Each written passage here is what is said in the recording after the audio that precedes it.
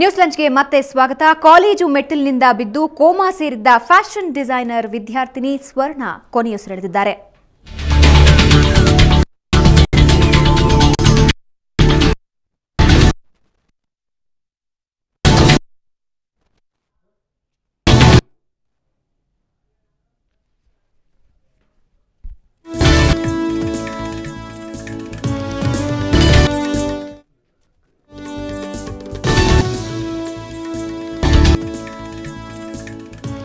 December 14ರಿಂದ ಬೆಂಗಳೂರಿನ ಖಾಸಗಿ ಆಸ್ಪತ್ರೆಯಲ್ಲಿ ಸಾವು ಬದುಕಿನ ನಡುವೆ ಹೋರಾಡ್ತಾ ಇದ್ದ ಸ್ವರ್ಣ ಇವತ್ತು ಬದುಕಿನ ಪಯಣ ಮುಗಿಸಿದ್ದಾರೆ. ದೊಡ್ಡಬಳ್ಳಾಪುರದ ವೋಗ್ ಫ್ಯಾಷನ್ ಟೆಕ್ನಾಲಜಿ ಇನ್ಸ್ಟಿಟ್ಯೂಟ್ನಲ್ಲಿ ಓದ್ತಾ ಇದ್ದ ಸ್ವರ್ಣ ಡಿಸೆಂಬರ್ 14ನೇ ತಾರೀಕು ಕಾಲೇಜು ಮೆಟ್ಟಿಲು ಕುಸಿದು ಬಿದ್ದು ತೀವ್ರವಾಗಿ ಗಾಯಗೊಂಡಿದ್ರು.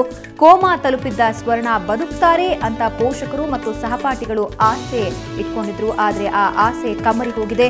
ಇಷ್ಟಾದರೂ ವೋಗ್ ಕಾಲೇಜು ಆಡಳಿತ ಮಂಡಳಿ ಮಾತ್ರ ಯಾವುದಕ್ಕೂ ಸ್ಪಂದಿಸ್ತಾ ಇಲ್ಲ. ಇದು ವಿದ್ಯಾರ್ಥಿಗಳನ್ನ ಕೆರಳಿಸಿದೆ.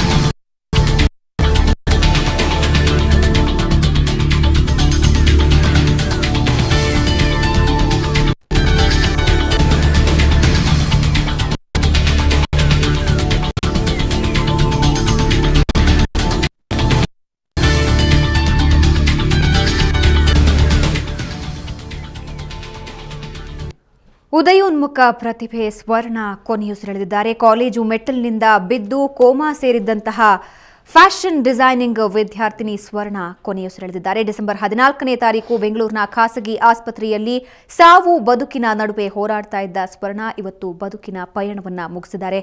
ದೊಡ್ಡಬಳ್ಳಾಪುರದ ವೋಗ್ ಫ್ಯಾಷನ್ ಟೆಕ್ನಾಲಜಿ ಇನ್ಸ್ಟಿಟ್ಯೂಟ್ನಲ್ಲಿ ಓದ್ತಾ ಇದ್ದ ಸ್ವರ್ಣ ಡಿಸೆಂಬರ್ 14ರಂದು ಕಾಲೇಜು ಮೆಟ್ಟಿಲು ಕುಸಿದು ಬಿದ್ದು ತೀವ್ರವಾಗಿ ಗಾಯಗೊಂಡಿದ್ರು. ಕೋಮಾ ಸ್ಥಿತಿ ತಲುಪಿದ್ದ ಸ್ವರ್ಣ ಮತ್ತೆ ಬರಲೇ ಇಲ್ಲ, ಬಾರದ ಲೋಕಕ್ಕೆ ಹೋಗಿದ್ದಾರೆ. ಈ ಬಗ್ಗೆ ಮತ್ತಷ್ಟು ಮಾಹಿತಿ ಪಡೆಯೋಣ ನಮ್ಮ ಪ್ರತಿನಿಧಿ ಪವಿತ್ರ ಅವರಿಂದ. ಪವಿತ್ರ, ಎಷ್ಟು ಹೊತ್ತಿಗೆ ಕೊನೆಯುಸಿರೆಳೆದ್ರು? ಆದರೆ ಆಶ್ಚರ್ಯಕರ ಸಂಗತಿ ಅಂದರೆ ಕಾಲೇಜು ಆಡಳಿತ ಮಂಡಳಿ ಇವತ್ತಿನವರೆಗೆ, ಡಿಸೆಂಬರ್ 14ರಿಂದ ಇವತ್ತಿನವರೆಗೆ ಯಾಕೆ ಸ್ಪಂದಿಸ್ತಾ ಇಲ್ಲ?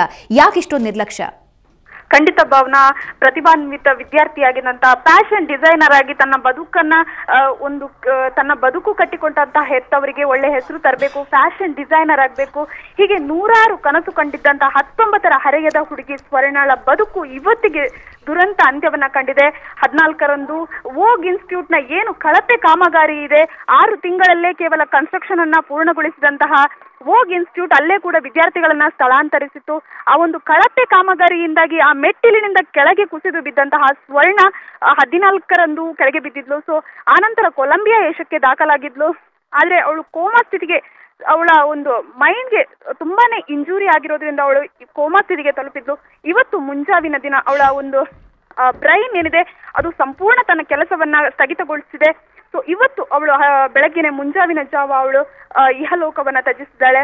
ಇಲ್ಲಿ ಅವರ ಒಂದು ಹೆತ್ತವರ ಕಣ್ಣೀರು, ಅವರ ಒಂದು ಶಾಪ ಅನ್ನುವಂಥದ್ದು ಈಗ ವೋಗ್ ಮೇಲಿದೆ. ಆಕ್ರೋಶಗೊಂಡಿದ್ದಾರೆ ವಿದ್ಯಾರ್ಥಿಗಳು, ಕೂಡ ಆಕ್ರೋಶಗೊಂಡಿದ್ದಾರೆ. ಇದುವರೆಗೆ ಕೂಡ ಒಬ್ಬರೇ ಒಬ್ಬರಾಗ್ಲಿ, ಅವರ ಪ್ರಾಂಶುಪಾಲರಾಗ್ಲಿ, ಆ ಒಂದು ಆಡಳಿತ ಮಂಡಳಿ ಆಗ್ಲಿ, ಯಾವೊಬ್ಬರು ಕೂಡ ತಲೆನೇ ಕೆಡಿಸ್ಕೊಂಡಿಲ್ಲ. ಆಸ್ಪತ್ರೆಯ ವೆಚ್ಚವನ್ನ ಕೂಡ ಭರಿಸಕ್ಕೆ ಮುಂದಾಗಿಲ್ಲ. ನಿಜಕ್ಕೂ ಒಂದು ರೀತಿ ಮಾನವೀಯ ದೃಶ್ಯ ಅಂತಾನೆ ಹೇಳ್ಬೋದು. ವೋಗ್ ಅನ್ನುವಂಥದ್ದು ಅತ್ಯಂತ ಪ್ರತಿಷ್ಠಿತ ಇನ್ಸ್ಟಿಟ್ಯೂಟ್. ಇಂತಹ ಇನ್ಸ್ಟಿಟ್ಯೂಟ್ ನಲ್ಲಿ ವಿದ್ಯಾರ್ಥಿನಿಯರನ್ನ ಸಾವು ಬದುಕಿನ ನಡುವೆ ಹೋರಾಡ್ತಾ ಇರುವಂತಹ ವಿದ್ಯಾರ್ಥಿಯ ಬದುಕಿನ ಒಂದು ಕೊನೆಯ ಸ್ಥಿತಿಯಲ್ಲೂ ಕೂಡ ವೋಗ್ ಇನ್ಸ್ಟಿಟ್ಯೂಟ್ ಅವಳತ್ತ ಒಂದು ಮಾನವೀಯತೆಯನ್ನ ಮೆರಲಿಲ್ಲ. ಆಸ್ಪತ್ರೆಯ ವೆಚ್ಚವನ್ನ ಭರಿಸ್ತೀವಿ ಅಂತ ಕೂಡ ಹೇಳಿಲ್ಲ. ಅತ್ಯಂತ ಬಡತನದ ಕುಟುಂಬವಾಗಿತ್ತು ಸ್ವರ್ಣಳ ಒಂದು ಬಡತನ ಕುಟುಂಬವಾಗಿತ್ತು. ಅಲ್ಲಿಯ ತಂದೆ ತಾಯಿಯ, ಅವರ ಅಣ್ಣ, ಅವರ ಒಂದು ವಿದ್ಯಾರ್ಥಿಗಳ ಕಣ್ಣೀರಿಗೆ ಕೂಡ ವೋಗ್ ಕೈಗೊಳ್ಳಲಿಲ್ಲ. ಸುವರ್ಣ ನ್ಯೂಸ್ ನಲ್ಲಿ ಕೂಡ 1 ಗಂಟೆಗಳ ಕಾಲ ಅವಳ ಸುದ್ದಿಯನ್ನ ಪ್ರಸಾರ ಮಾಡಿತ್ತು. ಸುವರ್ಣ ನ್ಯೂಸ್ ನ ವೀಕ್ಷಕರು ಕೂಡ ಸಾಕಷ್ಟು ಜನ ಅವಳಿಗೆ ಒಂದು ನೆರವಿನ ಮಹಾಪೂರವನ್ನ ಹರಿಸಿದ್ರು ಭಾವನಾ. ಆದ್ರೂ ಕೂಡ ವಿಧಿಯ ಒಂದು ಅಟ್ಟಹಾಸದ ನಡುವೆ ಇವತ್ತು ಕ್ರಿಸ್ಮಸ್ ದಿನ, ಯೇಸು ಹುಟ್ಟಿದ ಪವಿತ್ರ ದಿನ, ಆದ್ರೆ ಸ್ವರ್ಣಳ ಪಾಲಿಗೆ ಇದು ಸಾವಿನ ದಿನ ಅಂತಾನೆ ಹೇಳ್ಬೋದು. ಸೊ ಈಗ ವಿದ್ಯಾರ್ಥಿಗಳ ಪ್ರಶ್ನೆ ಹಾಗೂ ಅವರ ಹೆತ್ತವರ ಪ್ರಶ್ನೆ, ವೋಗ್ಗೆ ಶಿಕ್ಷೆ ಕೊಡೋರು ಯಾರು? ಈಗ ಕೈಗೊಂಡಂತ ಯಾವುದು ಪೊಲೀಸರಾಗಿರ್ಬೋದು, ಈಗ ಅವಳ ಒಂದು ಸಾವಿಗೆ ನೇರ ಕಾರಣ ವೋಗ್ ಇನ್ಸ್ಟಿಟ್ಯೂಟ್ ಆಗಿರುತ್ತೆ. ಆದ್ರೆ ವೋಗ್ ಇನ್ಸ್ಟಿಟ್ಯೂಟ್ ಯಾವ ರೀತಿ ಅವಳ ಮೇಲೆ ಕೈಗೊಳ್ಳುತ್ತೆ ಅನ್ನುವಂಥದ್ದು, ಅದು ಅಲ್ಲದೆ ಈ ಒಂದು ದುರಂತ ಸಾವನ್ನ ಕಂಡಂತಹ ಸ್ವರ್ಣಳ ಬದುಕಿನಲ್ಲಿ ಅವಳ ಹೆತ್ತವರು ಒಂದು ನಿರ್ಧಾರವನ್ನ ತೆಗೆದುಕೊಂಡಿದ್ದಾರೆ. ನಿಜಕ್ಕೂ ಅವಳ ಒಂದು ತಾಯಿ ಏನಿದ್ದಾರೆ ಅವರು ಮಹಾತಾಯಿ ಅಂತಾನೆ ಹೇಳ್ಬೋದು. ಯಾಕಂದ್ರೆ ಸತ್ತ ಮಗಳ ಅಂಗಾಂಗವನ್ನ ಬೇರೆಯವರಿಗೆ ದಾನ ಮಾಡ್ಬೇಕು, ಸತ್ತ ಮಗಳ ಅಂಗಾಂಗವನ್ನ ಬೇರೆಯವರಿಗೆ ನೀಡಬೇಕು ಅನ್ನುವಂತ ಒಂದು ಮಹತ್ತರ ತೀರ್ಮಾನವನ್ನ ಕೈಗೊಂಡಿದ್ದಾರೆ. ಪವಿತ್ರ, ಈಗ ನಾವು ಅವ್ರ ತಾಯಿ ಜೊತೆ ಮಾತಾಡ್ಬೋದಾ ಪವಿತ್ರ? ಖಂಡಿತವಾಗ್ಲೂ ಈಗ ನನ್ನ ಜೊತೆ ಅವರ ತಾಯಿ ಇದ್ದಾರೆ, ಅವ್ರ ಜೊತೆ ನಾನು ಮಾತಾಡ್ಬೋದು. ಹಲೋ ಅಮ್ಮ, ಇವಾಗ ಏನ್ ಕಾರಣ ಅಂತೀರಾ? ಅಂದ್ರೆ ಆಡಳಿತ ಮಂಡಳಿಯ ನಿರ್ಲಕ್ಷ್ಯ ಒಂದು ಪ್ರತಿಭಾನ್ವಿತ ವಿದ್ಯಾರ್ಥಿನಿ ಒಂದು ಭವ್ಯವಾದಂತಹ ಜೀವನ ಕಿತ್ಕೊಂಡಿದೆ. ಆ ಕಾಲೇಜು ಮಂಡಳಿಗೆ ಏನ್ ಹೇಳಕ್ ಬಯಸ್ತೀರಾ ಈ ಸಂದರ್ಭದಲ್ಲಿ? ಅವ್ರು ಏನು ನನಗೆ ಒಂದು ಸಮಾಧಾನನೂ ಮಾಡ್ಲಿಕ್ಕೆ ಬರ್ಲಿಲ್ಲ, ಅದೇ ನನ್ಗೆ ಒಂದು ಬೇಜಾರು. ಹಾಗೆ ನಾನು ಅವಳನ್ನ ಹೇಗೂ ನನ್ಗೆ ನನ್ನ ಮಗಳು ನನ್ನ ಕೈ ಸಿಗ್ಲಿಲ್ಲ, ಅದಕ್ಕೆ ಬೇಕಾಗಿ ನಾನು ಅವಳ ಪಾಡ್ತನ ಆರ್ಗನ್ಸ್ ಅನ್ನು ಡೊನೇಟ್ ಮಾಡ್ಬೇಕಂತ ಇದ್ದೀನಿ. ಇನ್ನೊಬ್ಬರಿಗಾದ್ರೂ ಒಂದು ಹೆಲ್ಪ್ ಆಗಿ ನಾನು ಅವರನ್ನು ನೋಡ್ತಾ ಇರ್ಬಹುದಲ್ಲ ಅಂತೇಳಿ ನನ್ನ ಆಸೆ. ಹಾಗೆ ಅವಳ 7 ಆರ್ಗನ್ಸ್ ಅನ್ನು ಡೊನೇಟ್ ಮಾಡುವ ತೀರ್ಮಾನಕ್ಕೆ ಬಂದಿದ್ದೀವಿ ನಾವು. ಅಲ್ಲಮ್ಮ, ಇವಾಗ ಇಂತಹ ಪರಿಸ್ಥಿತಿ ಮತ್ತೊಂದು ಹೆಣ್ಣುಮಗಳಿಗೆ, ಮತ್ತೊಂದು ವಿದ್ಯಾರ್ಥಿನಿಗೆ ಬರಬಾರ್ದು. ಯಾವ ತಾಯಿಗೂ ಇಂತ ನೋವು ಬರ್ಬಾರ್ದು.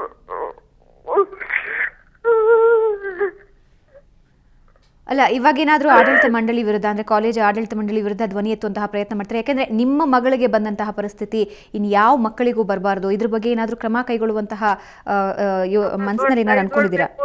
ಹೇಳ್ತಾ ಇದ್ದೀನಿ. ಯಾಕಂದ್ರೆ ಅವರು ಯಾವುದೇ ರೆಸ್ಪಾನ್ಸ್ ತೋರಿಸಲಿಲ್ಲ ನಮ್ಗೆ.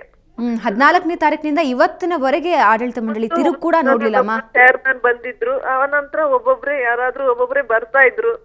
ಅದು ಒಂದು ಮಾತಿಲ್ಲ. ನನ್ನ ಮಗಳನ್ನು ನೋಡುವಂತ ಸೌಜನ್ಯನೂ ಅವರಿಗಿಲ್ಲ, ಒಂದು ಹೋಗಿ ನೋಡುವಂತ ಸೌಜನ್ಯನೂ ಇಲ್ಲ ಅವರಿಗೆ. ನನ್ನ ಹತ್ರ ಬರ್ತಾರೆ, ಮಾತಾಡ್ತಾರೆ. ಚೇರ್ಮನ್ ಬಂದು ಒಂದ್ಸಲ ನಿನ್ ಮಗಳು ನನ್ ಮಗಳಿದ್ದ ಹಾಗೆ ಅಂತ ಸುಮ್ನೆ ಕಾಟಾಚಾರಕ್ಕೆ ಕಣ್ಣೀರ್ ಸುರಿಸಿದ್ರು. ಹೋದವರು ನನ್ನ ಹತ್ರ ಒಂದು ಕಾಲಲ್ಲೂ ಮಾತಾಡ್ಲಿಲ್ಲ. ಇಲ್ಲಿದು ಬಿಲ್ ಬರ್ತಾ ಇತ್ತು, ನನಗೆ ಮೆಸೇಜ್ ಬರ್ತಾ ಇತ್ತು, ನಾನು ಅವರಿಗೆ ಅದನ್ನು ಫಾರ್ವರ್ಡ್ ಮಾಡ್ತಾ ಇದ್ದೆ ಪ್ರಿನ್ಸಿಪಾಲ್ಗೆ, ಅವರ ನಂಬರ್ಗೆ ಎಲ್ಲ. ಅದಕ್ಕೂ ಏನೂ ರೆಸ್ಪಾನ್ಸ್ ಇರ್ಲಿಲ್ಲ. ಧನ್ಯವಾದಮ್ಮ ನಮ್ಮ ಜೊತೆ ಮಾತಾಡೋದಕ್ಕೆ. ನಿಜವಾಗಿಯೂ ಕಾಲೇಜು ಆಡಳಿತ ಮಂಡಳಿಯ ನಿರ್ಲಕ್ಷ್ಯದಿಂದ ಒಬ್ಬ ಪ್ರತಿಭಾನ್ವಿತ ವಿದ್ಯಾರ್ಥಿನಿ ಸ್ವರ್ಣ ತನ್ನ ಜೀವ ಕಳ್ಕೊಂಡಿದ್ದಾಳೆ. 14ನೇ ತಾರೀಕು ತನ್ನ ಕಾಲೇಜಿನ ಮೆಟ್ಟಿಲು ಕುಸಿದು, ಅಂದ್ರೆ ಕಳಪೆ ಕಾಮಗಾರಿಯಿಂದಾಗಿ ಮೆಟ್ಟಿಲು ಕುಸಿದು ಆಕೆ ಕೋಮಾ ಸ್ಥಿತಿ ತಲುಪಿದ್ಲು. 14ನೇ ತಾರೀಕಿನಿಂದ ಇವತ್ತಿನ ಈ ಕ್ಷಣದವರೆಗೆ ಸ್ವರ್ಣ ಸಾಕಷ್ಟು ನರಳಿ ದೇಹತ್ಯಾಗವನ್ನ ಮಾಡಿದ್ದಾಳೆ. ಆದ್ರೆ ಇದಕ್ಕೆ ಕಾರಣ ಯಾರು ಜವಾಬ್ದಾರಿ ಹೊರ್ತಾರೆ ಅಂದ್ರೆ ಆಶ್ಚರ್ಯ ಹುಟ್ಟಿಸುವಂತಹ ವಿಷಯ ಅಂದ್ರೆ ಕಾಲೇಜು ಆಡಳಿತ ಮಂಡಳಿಯಿಂದ ಇದುವರೆಗೆ ಯಾವುದೇ ರೀತಿಯಾದಂತಹ ಪ್ರತಿಕ್ರಿಯೆ ಬಂದಿಲ್ಲ. ನಿರ್ಲಕ್ಷ್ಯತನ ಸಾಕಷ್ಟು ವಿದ್ಯಾರ್ಥಿಗಳನ್ನ ಕೆರಳಿಸಿದೆ.